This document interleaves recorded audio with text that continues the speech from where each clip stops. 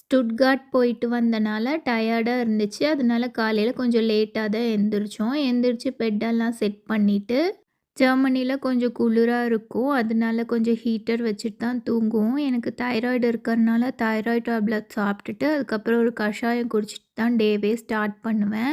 Trip போயிட்டு வந்தனால ரொம்ப அழுக்கு துணியெல்லாம் சேர்ந்துருச்சு. ஸோ அதெல்லாம் வாஷ் பண்ணிட்டு, இன்னைக்கின்னு பார்த்து கொஞ்சம் நல்லா வெயில் அடிச்சுச்சா, சரி இதான் சான்ஸுன்னு சொல்லிட்டு எல்லாம் நல்லா காய போட்டாச்சு. அப்புறம் மாவரைக்கிற வேலை இருந்துச்சு. ஸோ மாவரைச்சு வச்சாச்சு. குளிச்சுட்டு கொஞ்சம் ரெடி ஆயிட்டு என்னென்ன ஃப்ரூட்ஸ் எல்லாம் இருக்குன்னு பார்த்துட்டு இருந்தேன். ஆப்பிளும், வாட்டர்மெலனும், வெள்ளரிக்காவும் இருந்துச்சு. சரின்னு அதை கட் பண்ணி சாப்பிட்டுட்டு சைடில் வந்து ஈவினிங் சமையலான வேலை போயிட்டு இருந்துச்சு.